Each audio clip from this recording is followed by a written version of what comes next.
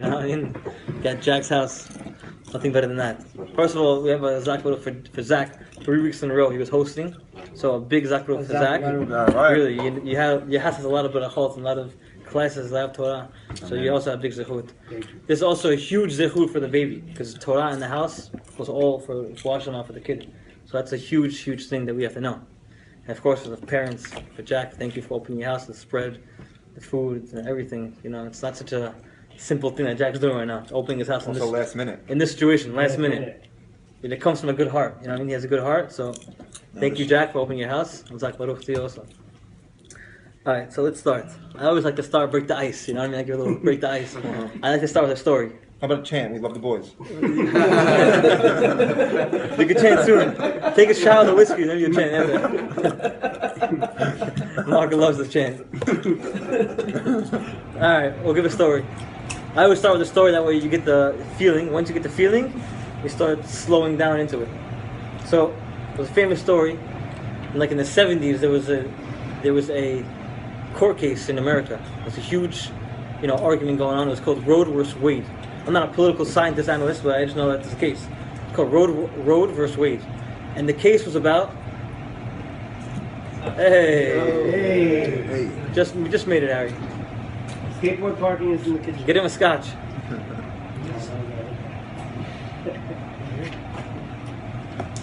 Jack was there. Gary? Is that popcorn? Is it Gary? The only thing that's part of it is that. Oh, This. okay. Sorry, did I make a sin? You I made a sin. Sorry. Nah, you're good. There's You're too good. much Torah going on. You're good. You're good. All good. You're good. Everything's covered up. It's all covered up. So now, Oh, the jelly ranch is so far. Zach will be a shayach from here. So the case is Roe versus Wade, and the argument is abortion legal or not. That was the case in America. Is abortion legal or not? It was a huge case. I wasn't alive back then. Maybe some of you were here, but I guess no one was. But it was a huge case back then, and it spread across the whole world. Everyone was fighting if it's abortion legal, not legal, and it even got to Israel. And Israel, when they hear a thing about America, they want to do the same thing. They want to copy America. So they had the same case in the parliament over there as well. Is abortion legal or not in Israel? So the guy that was headed the whole team of legislators and doing all the lobbyists and all the the laws and everything was the guy named Shmuel Tamir. That was his name, Shmuel Tamir. And he was heading this whole thing of spearheading the movement, abortion, pro-abortion, Democrat, everything. And he decided that they're going to have a certain case, and after that case, they're going to decide if the law is going to be legal or not. Abortion, he's pro. He's pro-abortion. Pro-allowing abortion. He's pro-abortion. He's going to be the one spearheading the whole vote. Okay. He's like the head of the Senate. Who's name? Shmuel Tamir. That was his name. So the rabbis heard about what happened, and they said they're not going to let that happen. This is a huge thing. Abortion means kids are going to be killed. Jewish kids are going to be killed. They can't let that happen. So they decided to convene and get a group of 20 rabbis, big rabbis at the time, and they decided to designate one rabbi, which his name was Are Levin. Maybe you heard of him, Are Levin. He was very old, like maybe in the 90s at the time. And he said, you're going to be the one that's going to be in charge of all this, and you're going to be the one head to head with this guy Shmuel Tamir. You know how to speak. You're going to go and lobby our vote against their vote. So that was the whole thing. So he told the rabbis, for 3 days we're going to pray, and we're going to really have kavanot and everything. And on the third day, I'm going to approach the Senate, and I'm going to go try to lobby my case. And we'll see what happens. So for 3 days they're praying, and on the third day he gets to the Senate, gets to the Knesset, and Shmuel Tamir gets up and he makes his whole case. It's on TV, everything's televised, and he's giving his whole case. At the end of the case, they go, okay, Rabbi, what's your case now? You heard our side, what's your side? And he tells them something like this. He says, his father, about 30 years ago, 35 years ago, one time was home at night, about 11 o'clock, 12 o'clock at night, and he got a knock on his door. This couple came to the house, and the mother and father come to the house, and they tell my father, times are tough. I have no job, no money. My wife's 4 months pregnant at the time, and unfortunately, we have nothing to supply for ourselves. We have no food in the house, and we want to get a heted if we can abort our child or not. And this Rabbi Ar Levin gets up and he tells him, At that time, my father spoke with this couple for hours into the night, till about 3, 4 in the morning, and they decided that they're going to keep the baby. 4 months later, 5 months later, a baby comes out. It's a boy, and 8 days later was a brit. And when they're naming the baby, they said, "Vayikra Shmo B'Yisrael, Shmuel Tamir." Our Levine goes up and says, "You're that baby." Wow. He said, "You're that kid." That's it. At that moment, Shmuel Tamir goes, from now till the day I die, there will be no abortion in Israel. Wow. Is it a Senate case? True Or story. Betin True case? story. Betin or Senate? Sorry. Knesset. It's crazy. It's really politics. No Judaism involved. It's really Knesset. Wow. It's like Parliament. That's a gift. Parliament. Right. 30 years ago. That's a Then with gift. Shmuel Tamir. Wow. It's crazy. You know what the amazing part of the story is? Everyone missed the point. You all missed the I love that point. part, you know? It's not that he won the case. This Rabbi Levine had the case in his hand from the beginning, right? Why did he designate 3 days of fasting? 3 days of praying? For what? Understand? If he had that case in his hand, he has a story gold. No one can beat that story. There's no way this guy's gonna, decline the offer. It's just done.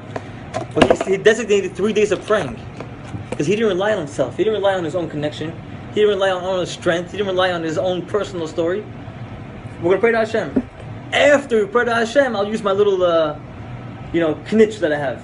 This guy had the case in his hand already. That's the punchline. We don't rely on ourselves. There's nothing. We only have a little bit part of the story. God does everything. But we do our part at the end, not at the beginning. First, we let Hashem do this course. And at the end, we throw in our little 2 cents. And that's what gets the job done. That's the introduction to the class. That's not even the class. Sink. No, you can't leave yet. Break the ice a little bit. Love it. Take the scotch, take another shot. But I just start things off. Oh, nice. Great story. True story. Shmuel Tamir's Great name story. I tell them to throw my head, but it's got to throw that in Friday night. is. So last week, someone asked me, how, It's original. huh? Not over here. It was original. It's Kassab. It's recorded. So last week, Is it being recorded? yeah, Mark should Gotta go on there. put it on. Put it on. But anyone that's not here that wants to- So last week, someone asked me, he said, "How come you didn't come last week? How come you didn't come to the class?" I said, "Listen, I had to take care of my kids were crying. It's a tough situation. I had to take care of my wife. That's such the easiest thing." And they said, "Well, we have 10 people waiting for you. There's a class. It's Tul Torah, right? You're missing Torah." So I want to give a little proof to why I acted this way, why I couldn't make it. I never missed class. I really never. And I really had to miss it. And I called Zach like 5 minutes before class. I said, "Listen, I can't make it. I'm so sorry." And I had to bail. But there was once a story in the Gemara. Says Rabbi Chia was his name. Rabbi Chia is one of the Tana, one of the guys in the Gemara. Giant. He's like amazing. And one time he was in a class with his rabbi, which was Rabbi Yehuda Hanassi. He was the rabbi. And in his class, Rabbi Yehuda Hanassi was giving a class and he smelled garlic. He was very sensitive to garlic. He smells garlic and he goes, "Whoever's eating garlic, please leave the class." And leave the class because he can't handle it. It was like he's very sensitive to the garlic. You know what I mean? Allergic, basically. It's a huge class and whatever. He can't handle garlic. Sensitive to it. Very sensitive. I don't know if you hate fish. Some people hate fish. What do you hate? I hate garlic. I hate onions, but So if JD's eating onions, you can tell him, "Listen, move seats, right?" Don't toss the onion. Don't toss yourself. All right. Yeah. Whatever. That's the story. Alright. That's the story. He's good though. He's a good question. So that's the story. So the guy's eating onions. He's eating garlic, and he says, "Whoever's eating garlic, please leave." And Rabbi Chia, who's a top student of this rabbi, walks up and gets out. Whoa. He's eating garlic. You're with this rabbi for 50 years, right? You know he doesn't like garlic. How could you possibly eat garlic? When he got up, the whole class left. Everyone left. And then the class was canceled. Why don't we leave? Because they saw Rabbi Chia get out. They said, imagine like Hamad Yosef leaves the class. Everyone's going to leave, just doesn't make any sense. No class left. Oh, the person that left was bigger than the guy who was speaking? No. Big rabbi was speaking, and the student is huge. And everyone else under them was just like, whatever. So they see the huge student leave, they're like, wow, something's going on up here. So everyone left. So they came to me after and they said, "Well, I don't understand. How could you possibly eat garlic in the class? Right? You don't know that he hates garlic?" He said, I didn't eat garlic. I didn't eat garlic. But I know someone that ate garlic here, and I don't want to embarrass him. So I got up and I canceled the whole class. It's enough to cancel the whole class, just so I don't embarrass one guy. Publicly embarrassing. Publicly embarrassing. You see from there, sometimes emotion caring for one another is even bigger than Torah. It's even bigger than the whole Torah. The whole reason why we have Torah is to care for one another. Like I said, right? If you don't do that, then throw the Torah in the garbage. It doesn't mean nothing. You have to first care for one another, and that's what we're doing with Jack. 38 days. It's almost 38 days. 38 days the Tehillim book is finished. Every single day. That's amazing. The Tehillim book is finished every single day. They say when the Tehillim book is finished, the Melech sings. When he wrote the book, he sings also. 38 days. Now, who mentioned? David Cohen. He mentioned something amazing. That's crazy. He said that it's amazing that 40 days, and the 40th day of finishing the book is going to be on Erev Pesach. It's huge. That is huge. It's huge. Is it huge just because it happens to be a holiday, or Erev Pesach specifically? It's huge because it's 40 days. There's something that has to do with 40. And he mentioned that whenever you do something for 40 days consistently, huge things happen. You know why? 40, the number 40 days somewhat is the number. 40 days is number 40. What does 40 mean? It's symbolic to something very big. 40 days. You remember what it is? You always see 40 days Har Sinai, 40 days of the flood, 40 years in the back. 40 days of the blood. You see Yeah. a lot of deeper things. And I mentioned now 40 days before a baby comes to the world. There's Bach Club. Okay, 40 days. Always 40 days. And you know what the reason is? Okay. So we have a mikveh, right? Mikveh is a huge body of water. Okay, and anyone know how many measurements you need to fill up a mikveh? 47. You need 40 measurements. 40 measurements What do you to think fill it up a was? mikveh. Talking about 40 for 20 minutes, 16. You need, let's say you need 40. Let's say you need 40 cups. 40 cups to fill a mikveh. Each cup, you have 24 lugim. It's called 24 ounces to fill up a measurement. Okay, so again, there's 24 measurements of 40 cups going to mikveh. Okay, that gives you a total number of 960. 24 times 24 measurements of 40 cups going to mikveh. Okay, that gives you a total number of 960. 24 times 40, 960. You want to check on the phone? You're right. I'm not a math guy. I failed the math, but I studied beforehand, so I know the answer. 24 times 40 is 960. Now there's a halakha in the Shulchan Aruch that says, you ever hear the classic term of batil b'shishim? If you have a big pot of roast, right? Big pot of soup, and a little piece of non-kosher food falls in, Kosher, the meat. everything's kosher, even that little piece, right? There's something called, even if it's 1 out of 1,000, doesn't cover it. Meaning, if you have a pot of soup, 1,000 measurements, and a little piece of non-kosher falls in it, it's still non-kosher. There's a term like that. It's even in 1,000, it's not vatel. You count the items. Right. So there's also one more thing. It's called, if you have 960, 1 out of 960, it is vatel. Something amazing. Like, it's really crazy. I can't explain that much, but I'm gonna tell you this. If you have a big pot of popcorn, let's say, and there's 960 popcorns, and a piece of pork falls in, the pork becomes popcorn. It's kosher. That's the thing. If it's 960 of it, it's kosher. If it's 1,000, stop. 1,000 it's not. But if it's 960, it is. What? Why 960? When you go into a mikveh, you go in pretty much, you're a dirty guy, you're a tameh guy. When you come out, you're tahor. So when you go into 960, you go in bad, you come out good. You go in dirty, you come out clean. That's what the whole beauty of a mikveh is. You go in tameh, you come out Is that tahor. my loophole how to eat bacon? No. So try to focus, guys. 960 measurements of water are in a mikveh. You go in, you come out, you're clean. In 40 days, how many hours do you have? 960. 960 hours. From Rosh Chodesh Elul till Yom Kippur, you have 40 days. We have Selichot, we have Rosh Hashanah, we have the 7th Shuvah, we have Yom Kippur. Before the whole Selichot process starts, we're dirty, we're sins, we're everything, we're tameh. We go in through the whole 40-day process, we come out Yom Kippur, you're clean. Why? Because you went to 960 hours of work. That's why when he said we learned Tehillim for 40 days, we went to 960 hours of Tehillim, we come out 100% clear. And it happens to be that it's Erev Pesach. That was the whole beauty of it. 960 hours we went in and we come out clean. So Tehillim is being said for 960 hours. It's like a mikveh. It cleans all of us. So we automatically got cleansed. Out of 40 days, you're fresh and clean. So that was just a side thing that David Icahn mentioned, and I had to throw it in there because it was too good to say. Wow. So good to say. Continue? Shall we continue? Yes. Let's continue on. All right. So the next thing I wanted to say was, let's go into Pesach now. Pesach's coming. Get into the mode. We're checking chametz. I don't know why we check chametz. We put 10 pieces in the house. We're looking. We're trying to find the candle, flashlights. 10 pieces. Who are we fooling? There's no chametz. The house is clean, right? The house is clean. You take bread. Oh, I found bread. You didn't find bread. You put the bread there, right? What's the whole like sketch behind this thing? It's sounds kind of like a joke, right? We put bread. The kid finds it. Oh, Dad, I found bread. The house is clean for Pesach. No, you put the bread there. You know, you're not fooling anybody. Nothing's going on here. And then you burn the chametz next day. The deep meaning behind it is the chametz is yetzara. That's what the chametz is. Chametz is bad things in your life.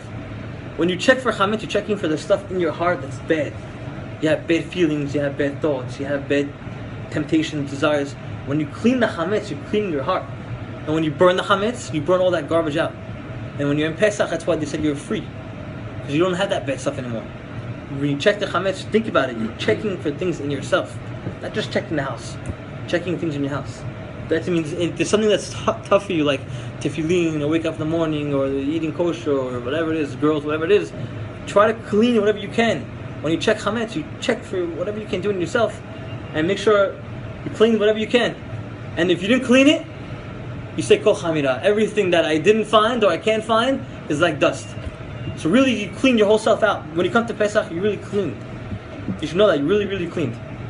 That's another topic. There's a part of the Haggadah that says, if you like you sing in the song, say ulmad ma bikesh Lavan. It's a certain paragraph. When you read it, you'll see it. It's the beginning. Right. So it says, Lavan wanted to destroy everything. It says Lavan bikesh la'akor et hakol. He wanted to destroy everything. Wait for I take a swig of whiskey. Wait for Jack to come back. It's like a drink break, you know. Some places have a smoke break. We'll have a drink break. Is it true that the movie theaters in Israel have like lig time? Intermission. They have them. Yeah, there. and the seeds are great. Instead of popcorn, they use sunflower. I didn't know that. They have it. No, I don't know. They have a smoke break. Really? I've seen. Yeah, I was in the movie. They have a smoke break. They have 10-minute smoke break. Great. Hilarious. But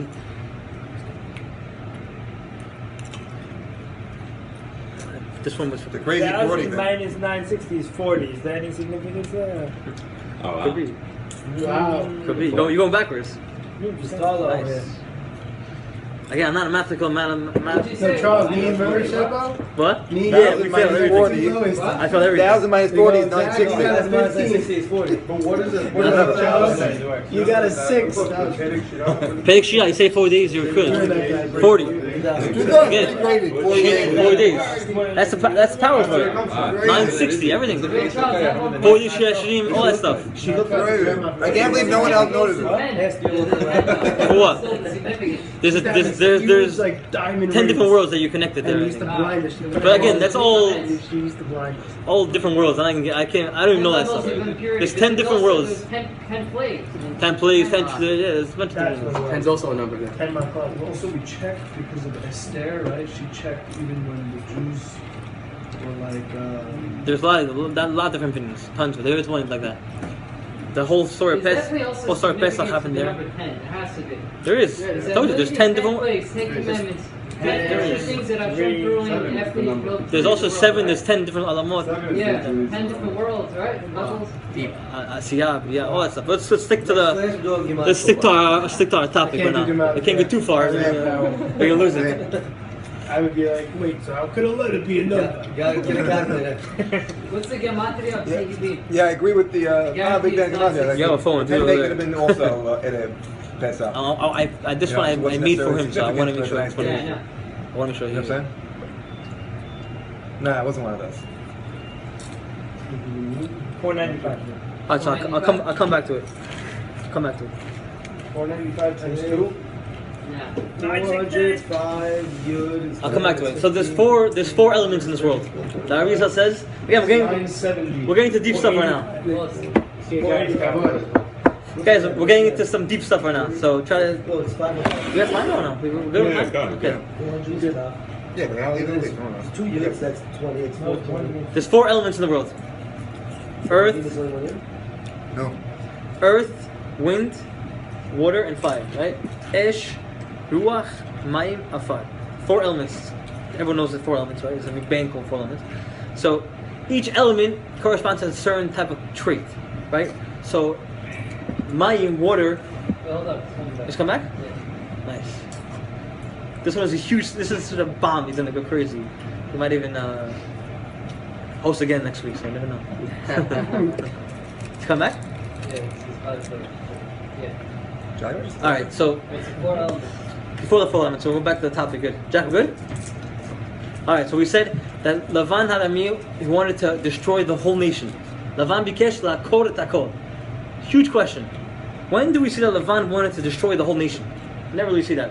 That's not mentioned anywhere. But the Haggadah says that Lavan wanted to destroy the whole nation, to kill everyone. How he do it? Listen to this concept. What nation? Bnei Yisrael. He wanted to kill them. Lavan, He wanted to. Yaakov's I'm telling you right now. This is the secret.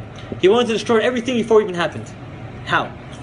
Yaakov was working by Lavan, and he said, "I'm going to work for you until you have a daughter. It's ready, Rachel." So Lavan said, "Work for me 7 years. I'll give you Rachel." You know the famous story. He worked for her 7 years. He gave him Leah, tricked him. Worked again for 7 years. He said, "You have to work another 7 years." He worked a total of 21 years till he got Rachel. And the famous story was that he kept on tricking him. He kept on saying, "I'll give you Rachel when the sheep turn stripes." Never happens. He said that day the sheep had stripes, and he still didn't. He said, "No, that's not what I said." He kept on tricking him. He said he tricked Yaakov 100 times till he actually got him to finally agree. But it says in the Haggadah that Lavan wanted to destroy the whole nation. You know how? So at the time when he tricked him, he tried to trick him. It didn't work. Okay. He gave him Rachel, they had kids. Now Yaakov gives birth to all these 12 tribes, and they all go back and they see Lavan, their grandfather, and he's talking, and they have a whole big reunion. And Lavan tells him to Yaakov in front of all these kids, said, "You cheated me." Okay? Now 12 kids are listening to what he's saying. Lavan had an intention, a very deep intention. He knew that Yaakov didn't cheat him. But he said to Yaakov that you cheated me in front of his 12 sons. You know why? Because the 12 sons, when they were very young at the time, they're like 2 or 3 years old. But if they grew up knowing that they heard someone say that their father cheated, they can never believe in their father ever again. Right. A little kid that hears that his father was a stealer, or his father was a cheat, or his father, ruined businesses, he'll never ever listen to his father ever again. Because deep down in his mind, he knows that his father cheated. His father ruined something. So Lavan wanted to destroy the whole nation just by having Yaakov get embarrassed by his kids. His kids will never follow Torah. His kids will never ever continue anything. And there'll be no Am Yisrael. Because the kids will always throw away that whole, whatever they learned from their father. So he tried to destroy it, but it didn't work. Because the kids knew that their father wasn't a cheater. Yaakov was true, he was Emet, he wasn't a cheater. There's a much deeper, you have no Olam Haba. That's what you had to write on the bottle. Imagine drinking a bottle every day, and the baby sees, I have no Olam Haba. I have no Olam Haba. Maybe can't read it. Whatever he sees, if it goes up, he doesn't see the first 5 months. In 1 year he sees it. At 2 years he sees it. 3 years he sees it. Eventually babies, they read it. They can still read it. Even at 4 years old. However long you drink from the bottle, he knows it's in his mind. And babies, trust me, kids know anything these days. They see something, it's in their mind. Even if they don't know what it is, they remember it. They probably know what it looks like. Remember, when he gets to 20 years old, he remember what he saw in this bottle. Or he sees other kids getting feeding. So babies suck in everything. So when they see that they have no Olam Haba, they try to destroy the whole nation. That was the whole deep concept of it, because babies are like a computer. Everything you get is an injection. Just information. And one day it all comes out. And if you give them good things when they're young, they come out good things. If you put them bad things when they're young, of course there's bad things. But we have to also take a little side thing. What are kids?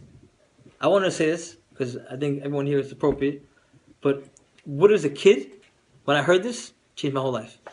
What is a kid? You look at a little kid, whatever age he is. If he's 2 days old, or if he's 5 years old.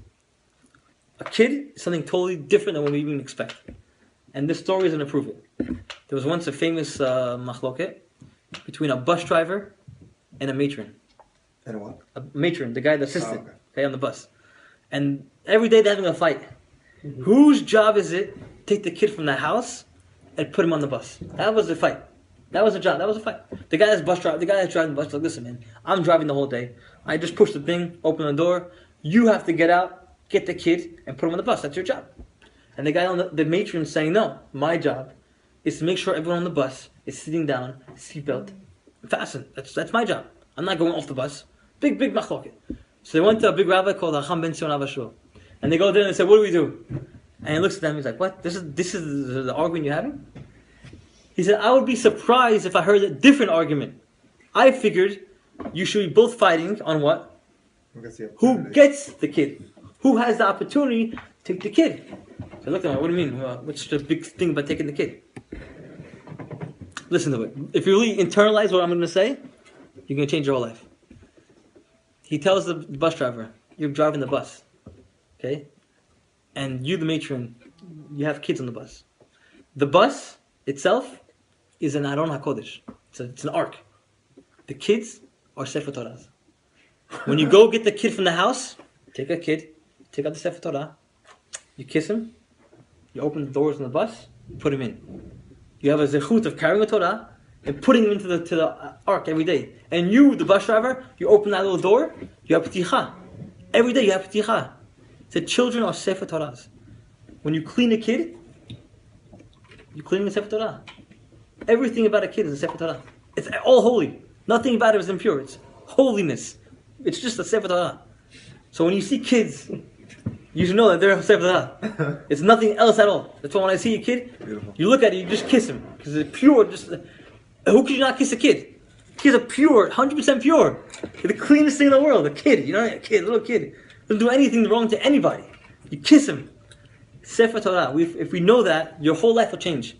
You'll never get angry at a kid. You see a kid crying, you just want to help him. You'll never get angry. Even the kid bothers you, he screams the whole night. You can't slap the Sefer Torah. You can't. If a Sefer Torah falls on the floor, we fast 40 days. 40 days. And people slap their kids. They hit the kids. They beat their kids.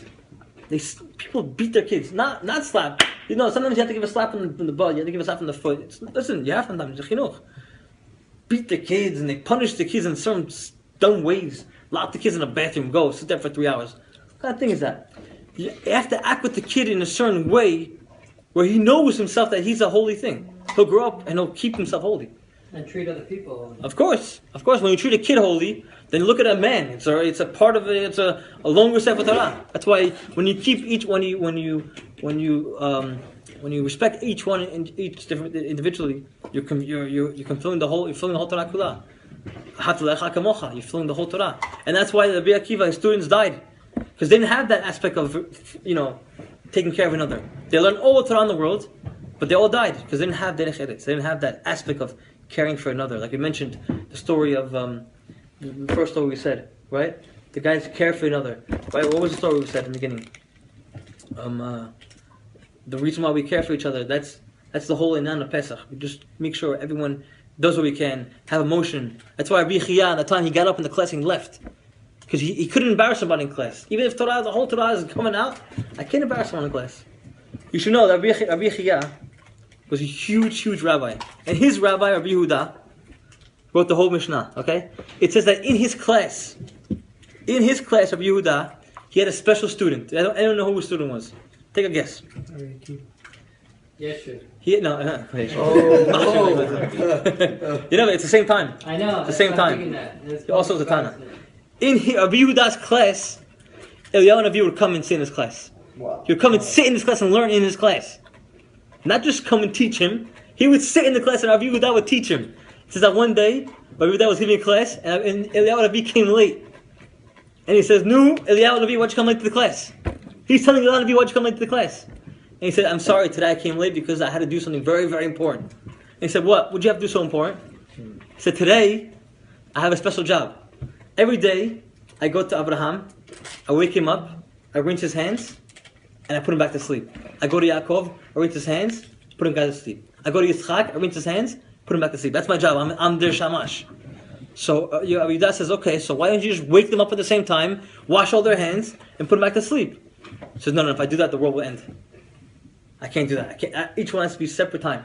I can't do that. So now Navi is saying that I can't do it. And Rabbi Yehuda tells him, why are you late to my class? And who's his student? Rabbi Chia. Rabbi Chia is this huge giant who learns from this giant. So it's just a world of giants. And this guy didn't want to embarrass someone in public. So he ruined that whole class. He's in the class.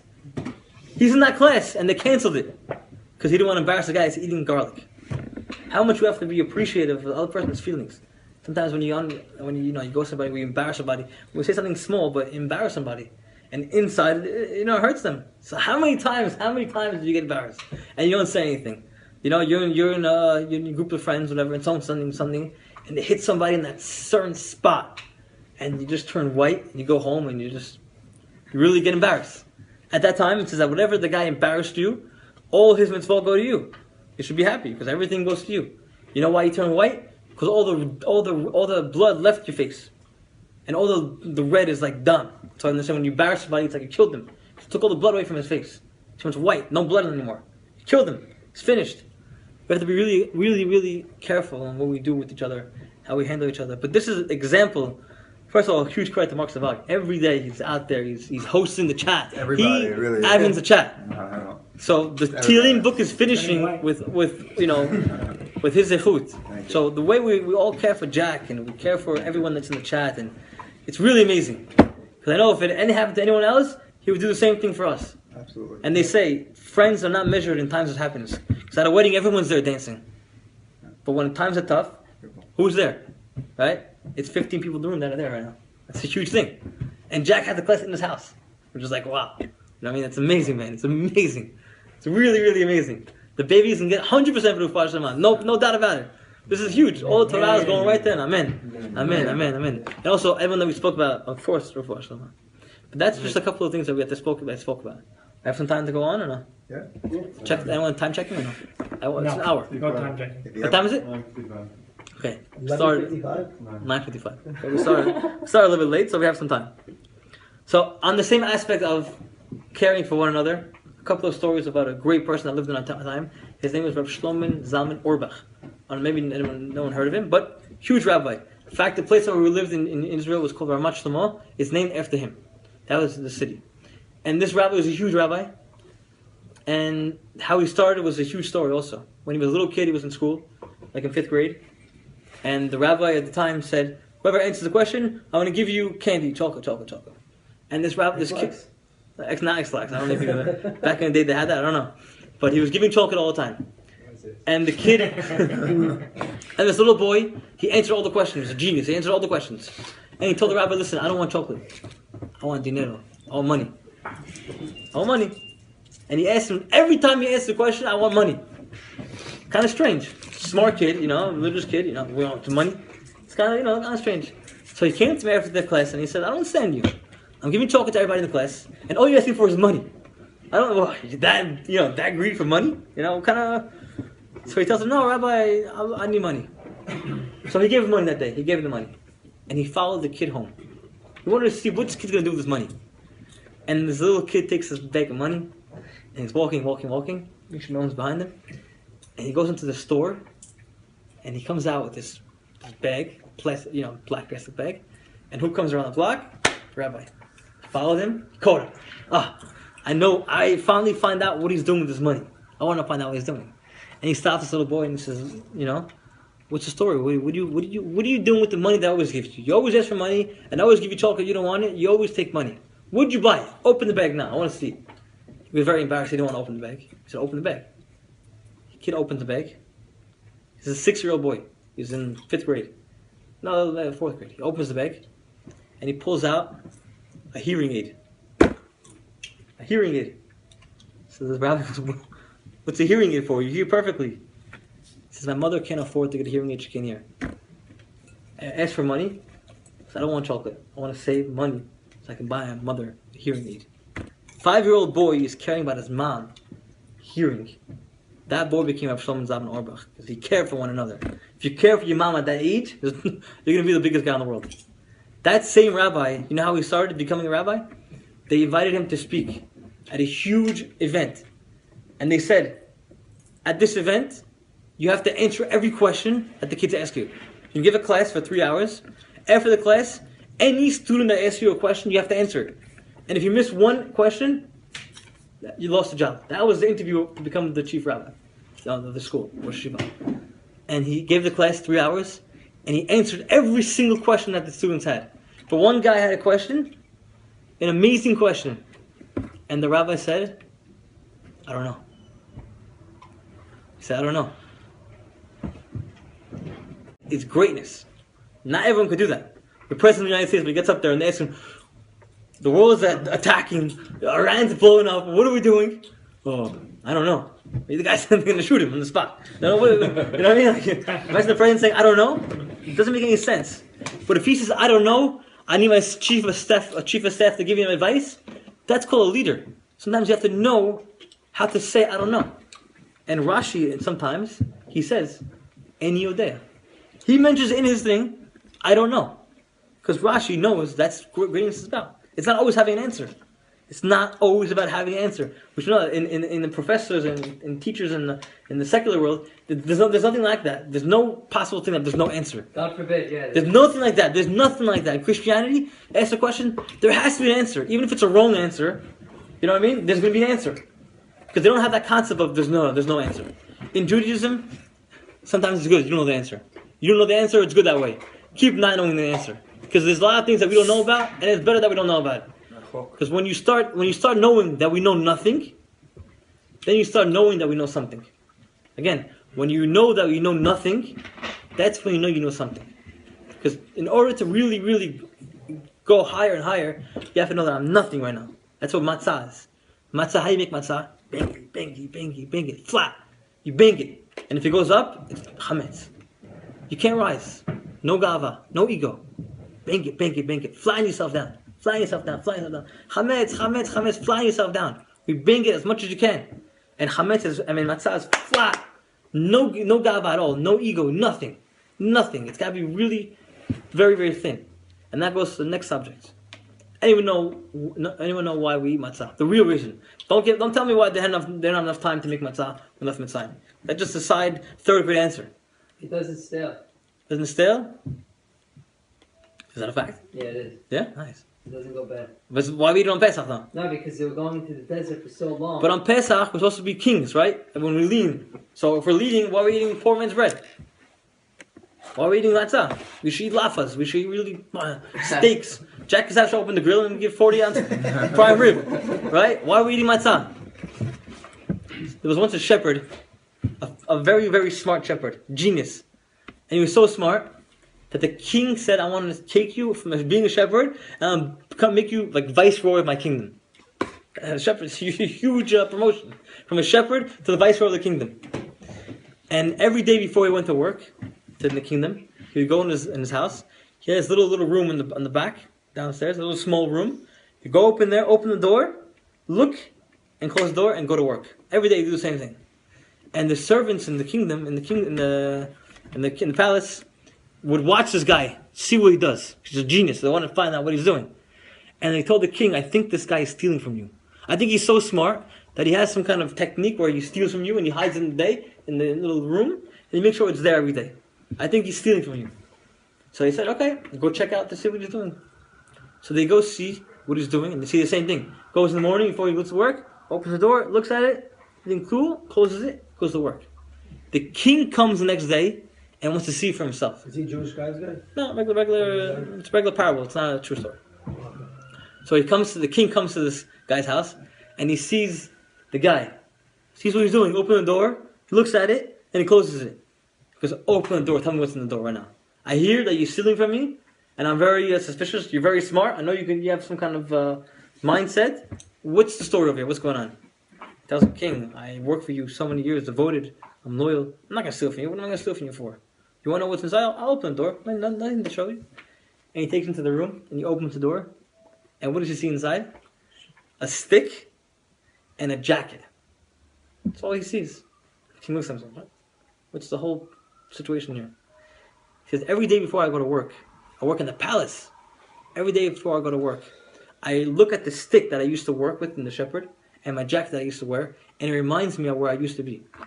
So I don't think I'm so high. I know that I always came back. I was always a shepherd back then. I'm still a little shepherd. I just happened to become a viceroy, but I'm still a shepherd. And every day he reminds himself that it's not so high. I'm still a shepherd. And that's why we eat matzah.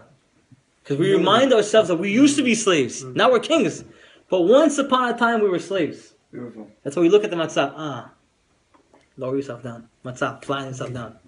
Don't think you're so high, leaning down like a king. We're eating matzah. Remember that we used to be a slave. Sometimes people, they get rich, they have, a classic example. It used to be when you're growing up, when you're in school, you make a team, you make some kind of team. Basketball, football, whatever it is, baseball. The guy makes a team, he loses all his friends. The new team is his new guys, his new crew, that's it, he's done. And everyone else is supposed by his side. Or in life, you get a certain promotion, whatever it is, and you just start making money and you happen to lose your old friends. You happen to lose your old friends. Unfortunately, people lose their old friends. And they think they're on top of the world. But you should always remember, on the way up, they say, on the way up, never step on anybody on the way up. You know why? Because eventually you're going to fall down. When you fall down, you're going to see the same person. Again, on the way up in life, on the way up, when you're climbing the echelon, climbing the ladder, don't step on anybody. Be nice to everybody. Because you never know.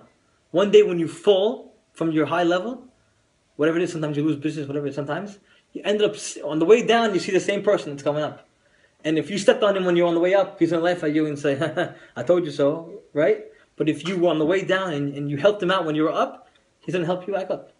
Never step on anybody. Because you never know when you might need somebody. I have a little story that happened to me personally. I was once taking out a girl. I didn't date her. I just took her out. You know what I mean? Take out a lot of girls. You know how it is back then. You don't call it dating. You just take her out whenever you want to take her out. What time of life is this? Yeah, this is the time before I was still a bad guy. You know what I mean? Same way. I'm kidding. But not a bad guy. I took out a girl. It's not a bad thing. So I took out this girl.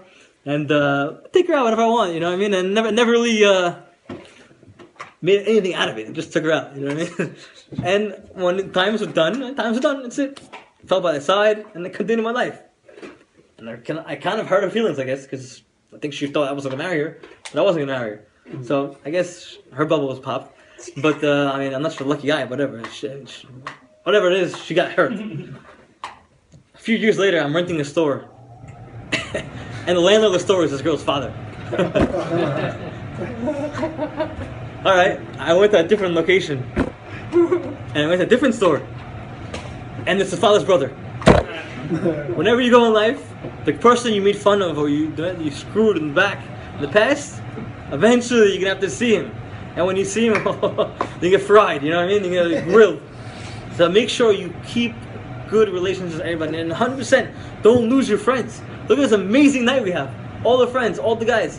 This brings you back to the days we love the boys days, right? These are the days we have good guys like this. These are what friends are all about. I mean, I don't know. Everyone has their own friends now. Everyone has their own crew, clique, family. Everyone has their own situation. We all come back, get together, stand strong. We do it for you, and we do it for everyone else that needs it. But really, we're here to show that we're one group. And before Pesach, that's the whole message. Together. On the Seder, you invite people that you don't know. Tell people to come over. Zach had a picture, huge thing in his house. The Seder night is about getting everybody together. So when we're together, that's when we really have Ahava, we have Achdut. That's all we need. Hopefully with that, should have everything should come true. And every single one of you guys should have a good time. And only happiness. Amen. Amen. We have Khadija. I beat.